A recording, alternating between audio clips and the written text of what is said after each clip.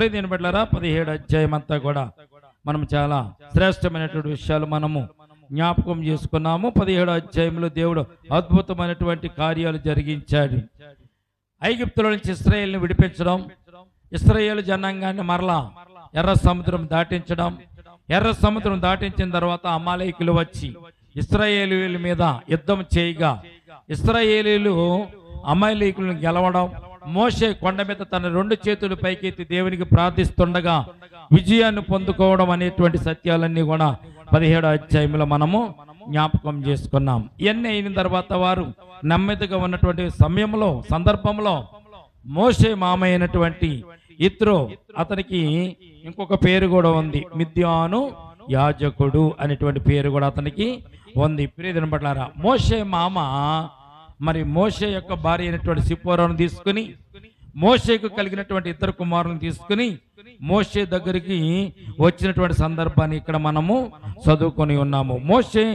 దేవుడు మోషేకు తన ప్రజలను ఇశ్రాయేలులకు చేసినదంతా యెహోవా ఇశ్రాయేలుకును ఐగుప్తులను వెలుపలకు రప్పించిన సంగతియు మిద్యాను యాజకుడును మోషే మామయ్యని ఇత్రో వినినప్పుడు, మోషే మామయ్యన ఆ ఇత్రో తన యొద్దకు పంపబడిన మోషే భార్య అయిన సిప్పోరాను ఆమె 2 కుమారులను తోడుకుని వచ్చెను. ఎక్కడికి తోడుకొచ్చాడు?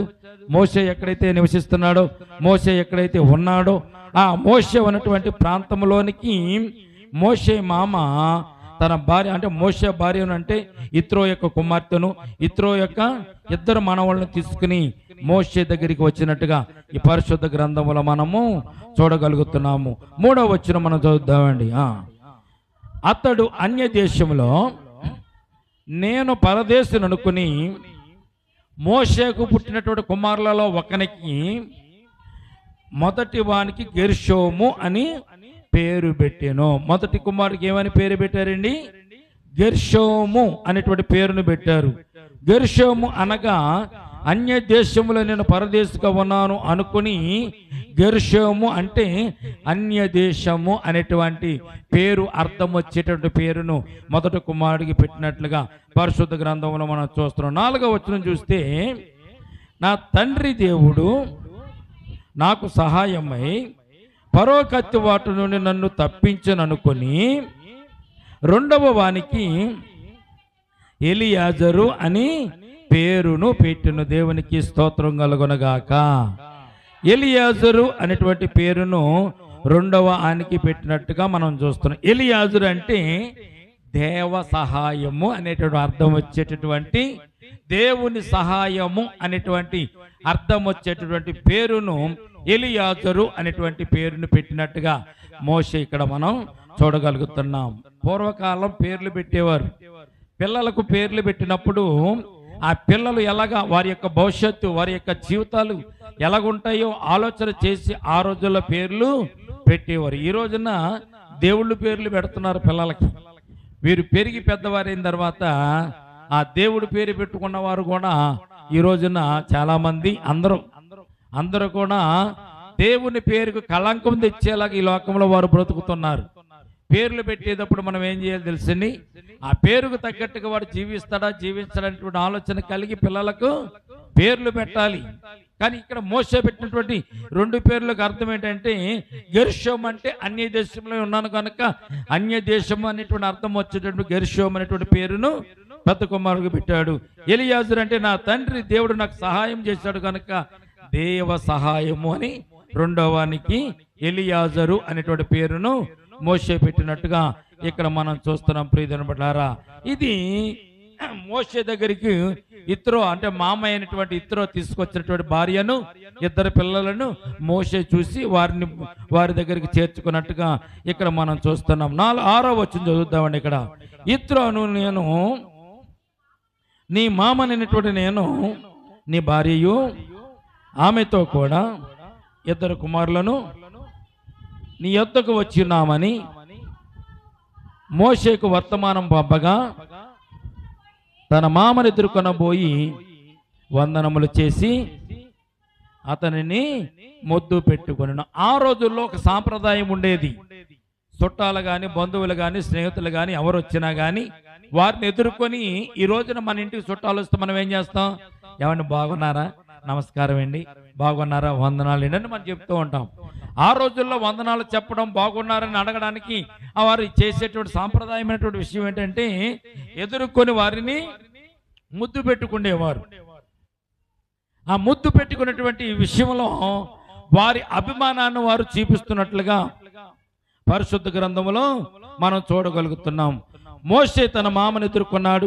ఆ భార్యను, ఇద్దరు బిడ్డలను తీసుకుని తన గుడారములోనికి తీసుకుని వచ్చినట్టుగా మనం చూస్తున్నాం. 8వ వచనం చూడండి. తర్వాత మోషే యెహోవా ఇశ్రాయేలు కొరకు ఫరోకును ఐగుప్తులకు చేసినదంతయు త్రోవలో తమకు వచ్చిన కష్టము యావత్తును యెహోవా తమను విడిపించిన సంగతి వివరించి చెప్పాను. చూడండి, 12వ వచనం వరకు కూడా మనం చూడగలిగితే మోషే తన మామయ్య అయినటువంటి ఇతరులతో చెప్తున్నాడు, మామగారు నీ దగ్గర నుంచి నేను బయలుదేరి వచ్చిన తర్వాత దేవుడు నన్ను ఇశ్రాయేలు జనంగా నడిపించమని చెప్పిన నాటి నుంచి ఎప్పటి వరకు కూడా దేవుడు నాకు కాపుదలగా ఉన్నాడు, నాకు తోడుగా ఉన్నాడు, నన్ను నడిపించాడు. ఐగుప్తు రాజు మా ఇశ్రాయేలు జనాంగాన్ని పోనివ్వనప్పుడు దేవుడు అద్భుతమైనటువంటి 10 తెగుళ్ళను రప్పించి ఐగుప్తు ప్రజలను భయపెట్టి, రాజును భయపెట్టి, ఐగుప్తుల నుంచి ఇశ్రాయేలును వెళ్ళిపో అనేటువంటి సందర్భాన్ని దేవుడు తీసుకుని వచ్చి ఐగుప్తుల నుంచి మమ్మల్ని విడిపించాడు. విడిపించిన తర్వాత మేము ఐగుప్తుల నుంచి బయటకు వస్తున్నప్పుడు ఎర్ర సముద్రం మాకు ఎదురైంది. మామగారు ఎదురైనప్పుడు ఎర్ర సముద్రం ఎదురైనప్పుడు మేము భయపడ్డాము, ప్రజలందరూ భయపడ్డారు. కానీ దేవునికి మేము ప్రార్థన చేసినప్పుడు దేవుడు తన సహాయం చేత ఎర్ర సముద్రాన్ని 2 పాయలుగా చేసి 2 పాయలుగా చీల్చి ఆరిన నేలను మమ్మలను నడిపించాడు. దేవుడు ఎంత గొప్పవాడు అని మోషే తన మామతో తనకు ఉన్నటువంటి అనుభవాలన్నీ కూడా చెప్పుకుంటూ వస్తున్నప్పుడు 11వ వచనంలో మనం చూసినట్లయితే చూడండి, ఐగుప్తులు గర్వించి ఇశ్రాయేలు మీద చేసిన దౌర్జన్యమును బట్టి ఆయన చేసిన దాన్ని చూసి యెహోవా సమస్త దేవతల కంటే గొప్పవాడని ఇప్పుడు నాకు తెలిసినది అనేను. ఎవరో ఇతరు అంటున్నాడు, అసలు దేవతలే గొప్పవారు అనుకున్నాను, దేవుళ్ళే గొప్పవారు అనుకున్నాను, కానీ సమస్త దేవతల కంటే దేవుళ్ళ కంటే నీ దేవుడు, నువ్వు నమ్మిన దేవుడు చాలా గొప్పవాడని ఇక్కడ ఇతరు చెప్తున్నట్టుగా మనం చూస్తున్నాం. 12వ వచనం, మరియు మోషే మామయ్య అని ఇతరు ఒక దహన బలులను దేవునికి అర్పింపగా అహరోను ఇశ్రాయేలు పెద్దలందరూ మోషే మామతో దేవుని సన్నిధిని వారు భోజనము చేసిరి. దేవునికి స్తోత్రం కలుగునగాక.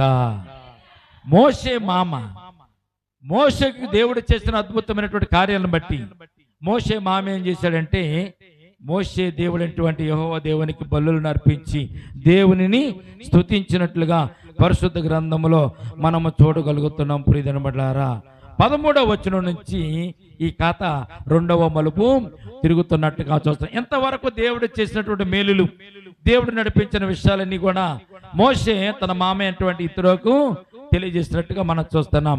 13వ వచనంలో మనం చదివినట్లయితే ఆ రోజుల్లో కూడా ఈ రోజుల్లో ఉన్నట్టుగానే దేవుడు గొప్ప ప్రణాళికను ఏర్పాటు చేసినట్టుగా మనం చూస్తున్నాం. 13వ వచనం మనం చదువుతామండి. 13వ వచనం, మరునాడు మోషే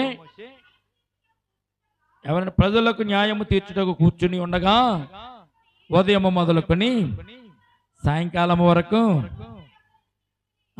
మోషే వద్ద ప్రజలందరూ కూడా నిలిచి ఉండిరి. ఇక్కడ ఒక సంఘటన ఇత్రో చూశాడు. తన అల్లుడైనటువంటి మోషే చేస్తున్నటువంటి కార్యాలను అక్కడే ఉండి ఆ ప్రాంతంలో ఉండి మోషే చేస్తున్న కార్యాలు చూస్తుండగా ఒక రోజున ఇత్రోకి ఒక సంఘటన కనిపించింది. ఏమిటా సంఘటన? మోషే ప్రజలకు న్యాయం తీర్చడానికి కూర్చుని ఉన్నాడు. మోషే దగ్గరికి వచ్చినటువంటి ప్రజలందరూ కూడా నుంచుని మోషే చెప్పేటటువంటి తీర్పుని వినడానికి ఉదయం నుంచి సాయంత్రం వరకు కూడా అలాగే నుంచోవడం మామయ్య అయినటువంటి ఇద్దరు ఇక్కడ చూసినట్లుగా పరిశుద్ధ గ్రంథంలో మనం చూడగలుగుతున్నాం. ప్రియమైన బిడ్డలారా, ప్రపంచంలో కానీ ఈ దేశంలో కానీ ఆనాటి కాలంలో కానీ ఈనాటి కాలంలో కానీ ఏదైనా భూమి మీద ఒక కట్టడి ఉందంటే, ఒక ఆజ్ఞ ఉందంటే, ఒక శాస్త్రం ఉందంటే బైబిల్లో నుంచే తీసుకుని వారు ఆ శాస్త్రాలను కట్టడలను వారు నియమించారని పరిశుద్ధ గ్రంథం మనకు తెలియజేయబడుతుంది. దేవునికి స్తోత్రం కలుగునగాక. ఈ రోజున మన దేశంలో మన ప్రాంతంలో ఎక్కడైనా దొంగతనం జరిగితే ఎవరిని పిలుస్తాం? ఏమ్మా, దొంగతనం జరిగితే ఎవరిని పిలుస్తాం? హత్య జరిగితే ఎవరిని పిలుస్తాం? ఏదైనా తీర్పు కావాలంటే ఎవరిని పిలుస్తాం? ఇద్దరి మధ్య కొట్లాట జరిగితే ఎక్కడికి వెళ్తాం మనం? ఏమ్మా, ఎక్కడికి వెళ్తాం? పోలీస్ స్టేషన్కి వెళ్తాం మనం. పోలీస్ స్టేషన్కి వెళ్తున్నప్పుడు పోలీస్ స్టేషన్లో మనకు వారు ఏం చేస్తారంటే ఇద్దరిని కూర్చోబెట్టి సమాధానం పరిచి ఎవరు తప్పో ఎవరిది ఒప్పో వారు అక్కడ తీర్పు జరిగిస్తూ ఉంటారు. పల్లెటూరులో అయితే చిన్న పోలీస్ స్టేషన్ ఉంటుంది, పట్టణాల్లో అయితే కొద్దిగా పెద్ద పోలీస్ స్టేషన్ ఉంటుంది. అంటే కానిస్టేబుల్ మొదలుకొని, తర్వాత ఎస్ఐ మొదలుకొని, డిఎస్పి మొదలుకొని, డిఐజీ మొదలుకొని పెద్దవారి వరకు కూడా ఈ రోజున ఈ పోలీస్ స్టేషన్లు అనేవి అంచెలంచెలుగా చిన్నవారు మొదలుకొని పెద్దవారు వరకు చిన్న చిన్నగా పెరుగుతూ పెంచుకుంటూ పోలీస్ స్టేషన్లు వెళ్తూ ఉంటాయి. ఇక డిఐజీ దగ్గరికి, ఎస్పీ దగ్గరికి మనం వెళ్ళేటువంటి స్థాయిలో చిన్న తగులు కానించి పెద్ద తగులు వరకు పెద్ద పెద్ద అధికారులను ప్రభుత్వము ఏర్పాటు చేసింది కదండి. పట్టణాల్లో అయితే కానిస్టేబుల్తో సరిపోతాడు. ఇంకా కొద్ది పెద్ద కేసు అనుకోండి, ఎస్ఐ దాకా వెళ్తాయి. ఇంకా పెద్ద కేసు అయితే డిఐజీ దగ్గరికి వెళ్తాయి. ఇంకా పెద్ద కేసు అయితే ఎస్పీ లెవెల్ దాకా అది వెళుతూ ఉంటుంది. ప్రియదని బట్లారా, ఈ అంచెలంచెలుగా ఉన్నటువంటి ఈ వ్యవస్థ ఎక్కడ నుంచి వచ్చిందంటే ఈ పరిశుద్ధ గ్రంథములో నుంచి వారు తీసుకుని ఆ కార్యములు వారు జరిగిస్తున్నట్టుగా పరిశుద్ధ గ్రంథంలో మనం చూస్తున్నాం. దేవునికి స్తోత్రం కలుగునగాక. 17వ వచనం మనం చదువుతాం. అందుకు మోషే మామ, అతనితో నువ్వు చేయుచున్న పని మంచిది కాదు. నీవును నీతోనున్నటువంటి ఈ ప్రజలు నిత్యంగా నలిగిపోవుదురు. ఈ పని నీకు మిక్కిలి భారము, అది నీవు ఒక్కడమే చేయజాలవు. కాబట్టి నా మాట విను అంటున్నాడు. ఎవరో మాంగారు అనేటువంటి ఇత్రో గారు మోషేతో చెప్తున్నాడు, ఉదయం నుంచి సాయంత్రం వరకు నువ్వు ఇక్కడే కూర్చుంటున్నావు. న్యాయం తీర్చుకోవడానికి వచ్చిన ప్రజలందరూ కూడా ఉదయం నుంచి సాయంత్రం వరకు కూడా ఇక్కడే కూర్చుంటున్నారు. కనుక ఈ విధంగా నువ్వు చేయడం వల్ల జరిగే నష్టం ఏంటో తెలుసా? నీవు నలిగిపోతావు, ప్రజలు కూడా నలిగిపోతారు. ఆ రోజుల్లో ఎంతమంది అంటే దాదాపు 40 లక్షల కాల్బలం. 40 లక్షల కాల్బలం జనానికి తీర్పు తీర్చడం. ప్రతిరోజు ఏదో గొడవే, ప్రతిరోజు ఇంట్లో ఏదో గొడవే. అన్నదమ్ముల మధ్య కానీ, అక్క చెల్లెల మధ్య కానీ, తల్లిదండ్రుల మధ్య కానీ, లేకపోతే తిండి విషయంలో కానీ, వస్తువుల విషయంలో కానీ, డబ్బు విషయంలో కానీ, స్థలాల విషయంలో కానీ, ఉండేటువంటి డేరాల విషయంలో కానీ, పిల్లల విషయంలో కానీ ఏదో తగు వచ్చేది. ఆ తగును పట్టుకుని మోసే దగ్గరకు పరుగెత్తుకుని వారు వచ్చేవారు. మోసే వారికి న్యాయం తెచ్చడానికి దేవుడిని అడిగి దేవుడు చెప్పిన సమాధానం బట్టి వారికి న్యాయము మోసే తీర్చేటటువంటి వాడు. అలాగే తీర్చేటటువంటి సందర్భంలో ఉదయం నుంచి సాయంకాలం వరకు వారాల తరబడి మోసే ఉదయం నుంచి సాయంత్రం వరకు అలాగే కూర్చునేవాడు.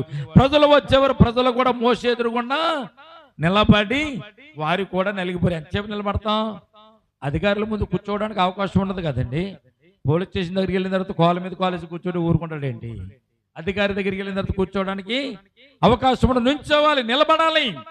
కనుక మోసే మా మీద అంతా చూసి, అల్లుడా ఇలా కాదు, ఏం చేయాలి తెలుసు, నేను చెప్పినట్టుగా చేయి, అదైనా నీకు ఇష్టమైతే దేవుడు నీకు నువ్వు చెప్పినటువంటి మాటను అనుకరించినట్లయితే, అంగీకరించినట్లయితే నేను చెప్పినట్టుగా నీవు చేయమని మోషే మామ ఒక చిన్న సలహా ఇక్కడ ఇస్తున్నట్టుగా మనం చూస్తున్నాం. 20వ వచనం చూడండి. 20వ వచనం చూడండి.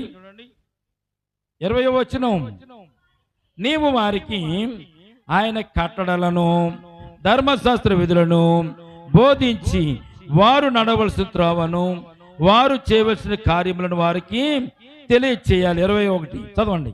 మరియు నీవు ప్రజలందరిలో సామర్థ్యము, దైవభక్తి, సత్యాసక్తి కలిగి లంచగొండులు కాని మనుషులను ఏర్పరచుకొని.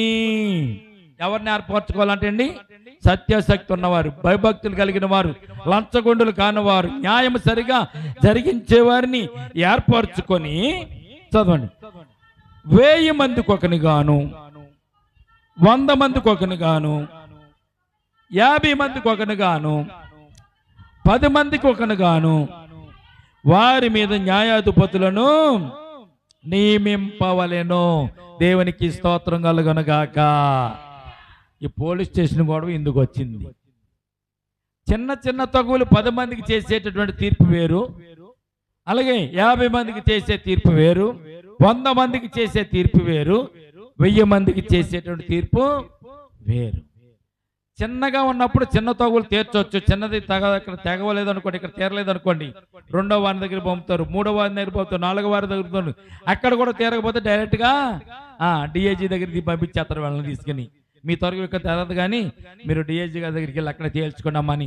పొలం తగులు కానీ, కొట్లాటలు కానీ, మంటర కేసులు కానీ ఇవన్నీ ఇలాగ అంచులంచులుగా అటు వారు పంపిస్తూ అక్కడ న్యాయాన్ని వారు జరిగిస్తూ ఉంటారు ఈ రోజున. కానీ ఆ రోజుల్లో దేవుడే వారికి ఈ సలహాలు ఇచ్చినట్టుగా మనం చూస్తున్నాం. ఎలాగంటే అండి, నీవు లంచగొండులు కాని వారిని, సత్యాసక్తి కలిగిన వారిని, దైవభక్తి కలిగిన వారిని, ప్రజలందరిలో సామర్థ్యం కలిగిన వారిని ఏర్పాటు చేసుకుని నువ్వేం చేయాలి? 10 మందికి ఒకరు గాను, 50 మందికి ఒకరు గాను, 100 మందికి ఒకరు గాను, 1000 మందికి ఒకరు గాను ఒక నాయకుడిని నీవు ఏర్పాటు చేయాలి. అలాగే ఏర్పాటు చేసి ప్రజల మీద వారిని అధికారం ఇచ్చి వారిని అధికారులుగా నియమించినట్లయితే ఏం జరుగుతుంది? 10 మందికి ఒక న్యాయాధిపతి ఉంటాడు, ముందు వాడి దగ్గరికి వెళ్తుంది. చిన్న తొగవైతే వాడు ఏం చేస్తాడు? చూస్తాడు, చేస్తాడు. చేయలేదు అనుకోండి, పైవాడికి పంపుతాడు. పైవాడి దగ్గర కాకపోతే ఇంకా పైవాడికి పంపుతాడు. ఆ పైవాడు కాకపోతే ఇంకో పైవాడి దగ్గరికి పంపుతాడు. కఠినమైన వ్యాజ్యాలు ఏమైనా ఉన్నాయనుకో, నీ దగ్గరికి డైరెక్ట్గా వారు వచ్చి తీర్చుకోవచ్చని ఇక్కడ మోషే మామగారటువంటి ఇత్రో మోషేకి ఇక్కడ తెలియజేస్తున్నాడు. 22వ వచనం చూడండి. వారు ఎల్లప్పుడూ ప్రజలకు న్యాయం తీర్చవలెను, అయితే గొప్ప వ్యాజ్యములన్నిటినీ నీ యొద్దకు తేవలెను, ప్రతి అల్ప విషయము వారే తీర్చవచ్చును. అట్లు వారు నీతో కూడా నీ భారమును మోసిన ఎడల నీకు సులువుగా ఉండును. దేవునికి స్తోత్రం కలుగునుగాక. చిన్న తగు చిన్నవారి దగ్గరికి, పెద్ద తగు పెద్దవారి దగ్గరికి. ఈ యొక్క కింద ఉన్న వారి దగ్గర తగు తీరలేదు అనుకో, కఠినమైన తీర్పులు ఏమన్నా ఇవ్వాల్సి వస్తే నీ దగ్గరికి వస్తారు వాళ్ళు, నువ్వు తీర్చుకోవచ్చు. దీనివల్ల ఉపకారం ఏమిటంటే నీకు శ్రమ తగ్గుతుంది, ప్రజలు నుంచునేటువంటి భారం కూడా వారికి తగ్గుతుంది, ప్రజలు నలిగిపోరు, నీవు కూడా నలిగిపోవని మోషే మామయ్యటువంటి ఇద్దరు ఇక్కడ ఈ సలహా ఇస్తున్నట్టుగా మనం చూస్తున్నాం. అది కూడా నీ దేవునికి ఇష్టమైతే, నీకు ఇష్టమైతే ఇలాగ దీనిని చేయమని మోషేకు సలహా ఇచ్చినట్టుగా పరిశుద్ధ గ్రంథంలో మనం చూడగలుగుతున్నాం. దేవునికి స్తోత్రం కలుగునుగాక. విమానాలు తయారు చేసిన, కార్లు తయారు చేసిన, మోటార్ సైకిల్ తయారు చేసిన, ఏది తయారు చేసినా కానీ క్రైస్తవులు అనేటువంటి వారు ఈ లోకంలో ఏ వస్తువు కనిపెట్టినా క్రైస్తవులు తప్ప ఇంకెవరో కూడా ఏది కూడా కనిపెట్టలేదు. ప్రియదేని బట్లారా, క్రైస్తవులు బైబిల్ని చదివి బైబిల్లో జ్ఞానాన్ని చదువుకొని విమానాన్ని కనిపెట్టేటప్పుడు ఎలా కనిపెట్టారో తెలుసా మీకు? విమానాన్ని దేవుడు తన గాలి రెక్కల మీద అయినా దిగి వస్తున్నాడు అనేటువంటి మాటను చూసి, గాలి రెక్కల మీద దిగి రావడం ఏంటి? దేవుడు అంటే రెక్కలు కలిగినటువంటి గాలిలో ఎగిరేటటువంటి ఒక వస్తువు ఉంటుంది. ఆ వస్తువును బట్టి దేవుడు గాలి రెక్కల మీద దిగి వచ్చాడటువంటి విషయాన్ని జ్ఞాపకం చేసుకుని విమానాన్ని వారు తయారు చేశారు. రైలుని ఎలా తయారు చేశారు? రైలుని ఎలా తయారు చేశారు తెలుసండి? తెలుసా మీకు ఎవరికైనా? మన ఇంటి ముందు తిరుగుతూ ఉంటుంది రోకల బండ ఒకటి. రోకల బండ తిరుగుతూ ఉంటుందా? రోకల బండకి ఎన్ని కాళ్ళు ఉంటాయో తెలుసా? రైలు పెట్టికి ఎన్ని చక్రాలు అయితే ఉంటాయో రోకల బండకు కూడా అన్ని చక్రాలే ఉంటాయి. రైలు ఎలాగైతే నడుస్తుందో రోకల బండ కూడా అలాగే నడుస్తుంది. రోకల బండను చూసి, రోకల బండ ఎలాగైతే వంకర్లు తిరుగుతుందో రైలు కూడా అలాగే వంకర్లు తిరిగేలాగా పెట్టులు తయారు చేసి రైలును వారు రైలు కనిపెట్టింది కూడా క్రైస్తవ సహోదరులే. విమానాన్ని కనిపెట్టింది కూడా క్రైస్తవ సహోదరులే. అలా టెలిఫోన్ కనిపెట్టింది కూడా గ్రహం బెల్ క్రైస్తవుడే. చాలా విషయాలు ప్రియమైన పట్లారా, ఈ లోకంలో మైకు కనిపెట్టినా, ఎలక్ట్రానిక్ వస్తువులు కనిపెట్టినా, కరెంటు కనిపెట్టినా ఇవన్నీ కూడా క్రైస్తవులు కనిపెట్టారు. దేవుని ఆత్మ సహాయము ద్వారాగా ఇవన్నీ వారు కనిపెట్టినట్టుగా తెలియజేయబడుతుంది. దేవునికి స్తోత్రం కలుగునుగాక.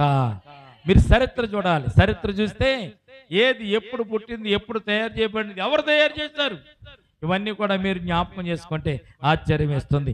పరిశుద్ధ గ్రంథంలో నుంచి చదువుకుని జ్ఞానము చేసుకుని ఇవన్నీ కూడా వారు తయారు చేసుకున్నట్టుగా మనం చూస్తున్నాం. ప్రియమైన బిడ్డలారా, యేసుక్రీస్తు ప్రభువు సిలువలో పలికినటువంటి 7 మాటల్లో ఒక మాట, శ్రేష్టమైన మాటను గాంధీ మహాత్ముడు దానిని అనుసరించి అవలంబించి కుడి చెంప మీద కొడితే ఎడ చెంప మీద కొట్టమన్నటువంటి సత్యాన్ని గాంధీ మహాత్ముడు ఎక్కడి నుంచి నేర్చుకున్నాడంటే బైబిల్ గ్రంథం నుంచి అయినా నేర్చుకున్నాడు. ఇంగ్లాండ్లో చదువుకున్నాడు ఆయన, క్రైస్తవ మిషనరీ స్కూల్లో చదువుకున్నాడు గాంధీ గారు. అంబేద్కర్ కూడా క్రైస్తవ మిషనరీ స్కూల్లోనే చదువుకున్నారు. ఆ రోజుల్లో ఇండియాలో అటువంటి చదువు చెప్పేవారు ఎవరో ఇక్కడ లేరు. క్రైస్తవ మిషనరీ స్కూల్లోనే ప్రతి ఒక్కరు కూడా గాంధీ గారు కానీ, నెహ్రూ గారు కానీ, ఇందిరాగాంధీ గారు కానీ అందరూ కూడా చదువుకున్నదంతా కూడా క్రైస్తవ మిషనరీలోనే, ఇంగ్లాండ్లోను వారు ఆ దేశాల్లో వారు చదువుకుని జ్ఞానాన్ని పొందుకుని వచ్చిన వారు. ఇదంతా కూడా దేవుని కృప వల్ల వారందరూ కూడా అట్టి రీతిగా జ్ఞానాన్ని పొందుకున్న దేవునికి స్తోత్రం కలుగునగాక. ఇక్కడ ఈ పోలీస్ స్టేషన్ వ్యవస్థ రావడానికి కూడా ఇతరో చెప్పినటువంటి చిన్న సలహాను బట్టి ఈ పోలీస్ స్టేషన్ వ్యవస్థ కూడా ఇక్కడ వచ్చినట్టుగా మనం చూస్తున్నాం. ఎలాగంట మొట్టమొదటిగా 10 మంది, తర్వాత 50 మంది, తర్వాత 100 మంది, తర్వాత 100 మంది అధికారులను ఏర్పాటు చేసి వారు న్యాయము తీర్చులాగున ఆ చిన్న విషయాలు, అల్పమైన విషయాలు వారే తీర్చవచ్చును. అట్లు కాకుండా ఆ గొప్ప వ్యాజ్యం ఏదన్నా ఉంటే నీ ఎద్దకు వారు తీసుకురావచ్చునని ఇతరో చెప్పినటువంటి సలహాను బట్టి ఈ రోజున మన దేశాల్లో, మన ప్రపంచ దేశాల్లో, ఇంగ్లాండ్లో, ఇస్రాయల్ ముందు పోలీస్ స్టేషన్లను తయారు చేసింది, ఏర్పాటు చేసింది ఎవరు? తెల్లదొరలే. మన ఇండియాని పరిపాలించడానికి వచ్చిన వారే ఈ పోలీస్ స్టేషన్ వ్యవస్థను వారు తయారు చేసి, ఏర్పాటు చేసి, రక్షక భటులను, రక్షక నిలయాలను ఏర్పాటు చేసి వారు ఇచ్చి వెళితే దానిని ఇప్పుడు మనం వాడుకుంటున్నాం. ఆ పద్ధతుల్లో మనము ఉపయోగించి ఇదంతా కూడా దేవుని యొక్క కృపని, సత్యాన్ని మొట్టమొదటిగా మనము జ్ఞాపకం చేసుకోవాలి. 22వ వచనం చదువుతామండి. 22వ వచనం, 23వ వచనం చూద్దాం. దేవుడిలాగు చేటుకు నీకు సెలవిచ్చిన ఎడల నీవు పని చేయొచ్చు, దాని భారమును సహింపగలవు. మరియు ఈ ప్రజలందరూ తమ తమ చోట్లకు సమాధానంగా వెళ్ళుదురని మోషేతో ఇత్రో చెప్పాను. 24వ వచనం చదవండి. మోషే తన మామ మాట విని అతడు చెప్పినదంతా చేసెను.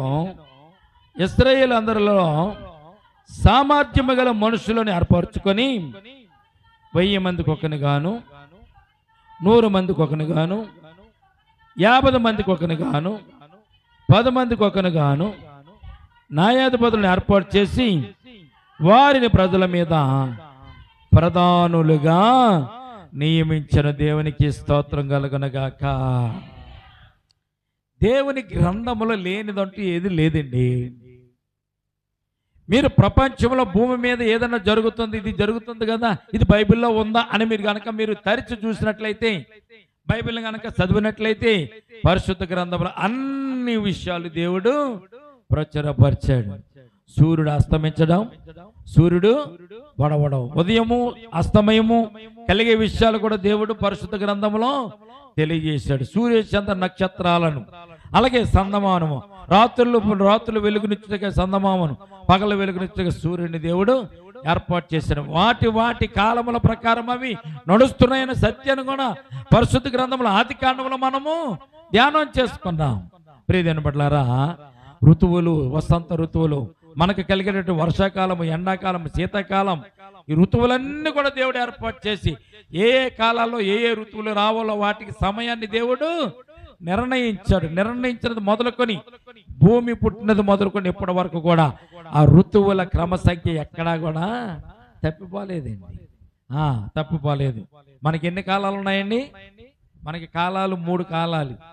3 కాలానికి ఎన్ని నెలలు? కాలానికి 4 నెలలు. 3 4 12 నెలలు.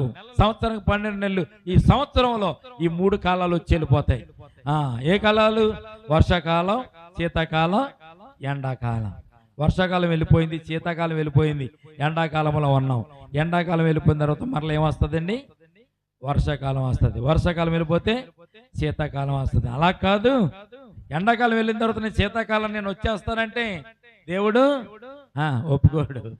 ఏ కాలాన్ని, ఏ సమయాన్ని, ఏది రావాలో దేవుడు వాటికి నిర్ణయించాడు కనుక నిర్ణయించిన ప్రకారం అవి జరుగుతూ ఉన్నట్టుగా పరిశుద్ధ గ్రంథంలో మనం చూడగలుగుతున్నాం. అలాగే న్యాయాధిపతులను ఏర్పాటు చేసే వారిని ప్రజల మీద ప్రధానులుగా నియమించారు. వారు ఎల్లప్పుడూ ప్రజలకు న్యాయం తీర్చేవారు. వారు కఠిన వ్యాజ్యం ఏదైనా ఉన్నట్లయితే మోషే వద్దకు తెచ్చుచు స్వల్ప వ్యాజ్యములను తామే తీర్చుచూ వచ్చిరి. తరువాత మోషే తన మామ పంపివేయగా అతడు తన స్వదేశమునకు తిరిగి వెళ్ళెను అని బైబిల్ గ్రంథంలో మనం చూడగలుగుతున్న. దేవునికి స్తోత్రం కలుగునుగాక. 18వ అధ్యాయంలో శ్రేష్టమైన విషయాలు దేవుడు రాసి ఉంచాడు. మన జీవితంలో కూడా మనం ఎలాగ నడవాలి, ఎలాగ జీవించాలి, ఎలా బ్రతకాలి, ఇవన్నీ కూడా దేవుడు మనకు ముందుగానే ఏర్పాటు చేసి ఏర్పాటు ప్రకారం మీరు ఇలాగా నడవండి అని దేవుడు మనకు తెలియజేశాడే కానీ దేవుడు ఏది కూడా ఏమీ చెప్పకుండా మీరు ఇలా తిరగండి, ఇలా నడవండి, మీకు మీరే జ్ఞానం సంపాదించుకోండి అని దేవుడు ఎప్పుడు కూడా ఎవరికి కూడా చెప్పలేదు. ధర్మశాస్త్రం దేవుడు ఎందుకు ఇచ్చాడంటే ధర్మశాస్త్రం ప్రకారం మీరు నడిస్తే పాపంలో పడిపోరు, పాపంలో పడకుండా ఉంటే మీరు పరలోక రాజ్యానికి వస్తారు, పరలోక రాజ్యంలో నేను మీతో మీరు నాతో ఉంటారని చెప్పి దేవుడు అన్నిటిని మనకు ఏర్పాటు చేసి ఉంచినట్లుగా పరిశుద్ధ గ్రంథంలో మనం చూడగలుగుతున్నాం. కనుక మోషే దేవుడు చెప్పినట్టుగా నడుచుకుంటూ అన్ని విషయాలు దేవునికి మాదిరికరంగా మోషే నడుచుకున్నట్టుగా పరిశుద్ధ గ్రంథంలో మనం చూడగలుగుతున్నామని. ఈ రోజున మనమైతే మనకి ఏదన్నా ఒక పదవిని అప్పగిస్తే, ఒక అధికారాన్ని మనకి ఇస్తే ఏం చేస్తామంటే మన అధికారాలు దుర్వినియోగం చేసుకునేవారు చాలా ఎక్కువ. అందుకే మోషే మామ అధికారాలు ఇచ్చేటప్పుడు కూడా కొన్ని కట్టడాలు ఇక్కడ సూచనగా చూపించినట్టుగా మనం చూస్తున్నాం. ఏమని చెప్తున్నాడు 21వ వచనంలో? దైవభక్తి కలిగిన వారు, సామర్థ్యం కలిగిన వారు, లంచగొండులు కాని వారు మనుషులను నువ్వు ఏర్పాటు చేసుకో. ఈ రోజున ఏదైనా పని కావాలని అధికారుల దగ్గరికి వెళ్తే నాకు ఎంత ఇస్తావు నీ పని చేయడానికి అని అడుగుతున్నారు ఈ రోజున. ఆ రోజుల అధికారులందరూ కూడా న్యాయంగా చేసేవారు.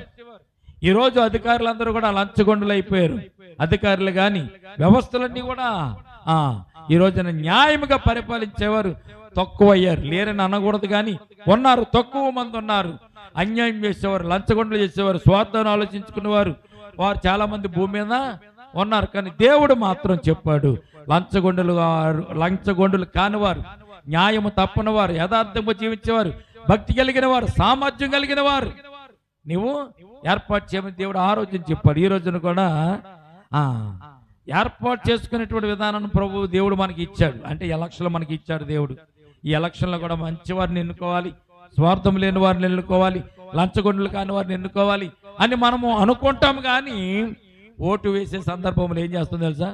ఎవడు డబ్బులు ఎక్కువ ఇస్తే వాడికే మనం ఓటే చేస్తామంటాం. అందుకే రోడ్లు లేవు, డ్రైనేజీలు లేవు, ప్రపంచంలో ఊర్లు బాగోలేవు. ఊర్లు ఎక్కడికైనా ప్రయాణం చేయాలంటే రోడ్లన్నీ కూడా అధ్వానంగా ఉన్నాయి. 10 నిమిషాలు వెళ్ళవలసిన ప్రయాణాన్ని గంట వెళ్ళవలసిన పరిస్థితులు మనం తెచ్చుకున్నాం. ఆ రోజుల్లో దేవుడు మాత్రం అలాగ ఉంచేవాడు కదా. న్యాయమైన పరిపాలన, నీతియుక్తమైన పరిపాలన, రాజ్యము సుభిక్షముగా క్షేమకరముగా ఉండేటట్టుగా దేవుడు పరిపాలించినట్టుగా మనం చూస్తున్నాం. అటువంటి పద్ధతులను మోషే కూడా దేవుడు ఉపదేశించినట్టుగా మనం చూస్తున్నాం. కనుక మనము కూడా ఇందులో ఉన్నటువంటి పాఠాలను మనం కూడా గమనించుకుంటూ, ఇందులో ఉన్న పాఠాలను మనం కూడా నేర్చుకుంటూ, ఎదుటివారు ఎవరైనా మనకి తెలియని వారు, చుట్టాలు, బంధువులు ఎవరైనా మనకి ఎదురుపడితే వారిని మనం ఏం చేయాలండి? గౌరవించాలి, సాదరంగా ఆహ్వానించాలి. మోషే తన మామను ఆహ్వానించాడు, దగ్గరికి వెళ్ళాడు, ముద్దు పెట్టుకున్నాడు, వందనం చేశాడు, ఇంటికి తీసుకుని వచ్చాడు. ఈ రోజున ఎవరన్నా మనకు కనపడితే, ఎవరన్నా శత్రువు కనిపించాడు అనుకోండి, ఎప్పుడన్నా ఎవరన్నా ఒక మాట అన్నవాళ్ళు మనకు కనిపిస్తే మనం ఏం చేస్తాం? వారిని అమ్మో వీడు వచ్చేస్తున్నాడు, ఎదురుగుండా వచ్చేస్తున్నాడు, వీడి వల్ల నాకు నష్టమని ముఖం పక్కకు తిప్పుకుని పక్కకి మనం వెళ్ళిపోతూ ఉంటాం. స్నేహభావం కలిగే ఉండాలి. అందుకే మోషే ఇందులో చెప్తున్నటువంటి ఒక సాదృశ్యమైనటువంటి ఒక సూత్రం ఏంటో తెలుసండి? తన మామను ముద్దు పెట్టుకుని సాదరంగా ఆహ్వానించాడు. మామ చెప్పినటువంటి కొన్ని కట్టడలను అనుసరించాడు. దేవుడిని అడిగాడు, ఇలా చేస్తే బాగుంటుందా తండ్రి అంటే దేవుడు అలాగే చేయమన్నాడు. మోషే క్షేమంగా ఉన్నాడు, ప్రజలు క్షేమంగా ఉన్నారు. వారికి జరిగించవలసిన న్యాయమైన కార్యములన్నీ కూడా దేవుని చేత వారు జరిగించుకుంటూ ముందుకు వెళుతున్న సందర్భాన్ని ఈ 18వ అధ్యాయం మనము జ్ఞాపకం చేసుకుంటున్నాం. కనుక అలాగ వారు క్షేమకరంగా వారు ప్రయాణం చేస్తున్నారు. వచ్చే వారం మనం 19వ అధ్యాయంలోకి మనం వెళ్దాం. ఈ కొద్ది మాటలు దేవుడు దీవించి మనల్ని ఆస్వాదించి మనలను వచ్చే వారానికి నడిపించును గాక. తల వంచండి, చిన్ని ప్రార్థన చేసుకుందాం. ప్రేమల తండ్రి, కృపల దేవందములైనా ఈ 18వ అధ్యాయంలో ప్రభా కొద్ది మాటలు మేము నేర్చుకోవడానికి ఇచ్చిన కృపను బట్టి స్తోత్రాలు తండ్రి.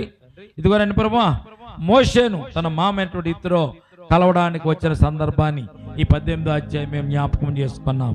రెండవదిగా మోషే యొక్క భార్య సిప్పోరాను, మోషే యొక్క ఇద్దరు కుమారులు గెర్షోమును, అలాగే ఆయన మరి ఎలియాజరును తీసుకుని మామయ్యటువంటి ఇత్రో వచ్చినట్టుగా మేము చూస్తున్నాం. మామ చెప్పినటువంటి మాటలు మోషే అంగీకరించినట్టుగా, మామ అంటే పెద్దవాడు కనుక పెద్దవాని యొక్క మాట వినాలి అనేటువంటి ఆలోచన మోషే కలిగి మామ చెప్పినటువంటి మాట విన్నాడు. ప్రజలందరూ నిలబడి ఉండి నీవు కూర్చొని ఉండడం ఏం బాగలేదు కనుక నీవు 10 మందికి ఒకరు గాను, 50 మందికి ఒకరు గాను, 100 మందికి ఒకరు గాను, 1000 మందికి ఒకరు గాను న్యాయాధిపతులను ఏర్పాటు చేసి వారికి న్యాయము తీర్చినట్టుగా నీవు ఇటు రీతిగా జరిగించమని తన మామ చెప్పినటువంటి మాటను మోషే విన్నాడు. ఈ రోజున పెద్దల మాటలు వినేవారు చాలా తక్కువ, తల్లిదండ్రుల మాట వినేవారు కూడా చాలా తక్కువ. దేవా, ఆ రోజున ప్రభా మోషే తన మామయ్య మాట విన్నాడు, మరి ముఖ్యంగా నీ మాట కూడా ముఖ్యంగా విన్నాడు. కనుక అటు రీతిగా మాట వినేటటువంటి సందర్భాన్ని ఈ 18వ అధ్యాయంలో మేము ధ్యానం చేసుకుంటున్నాం.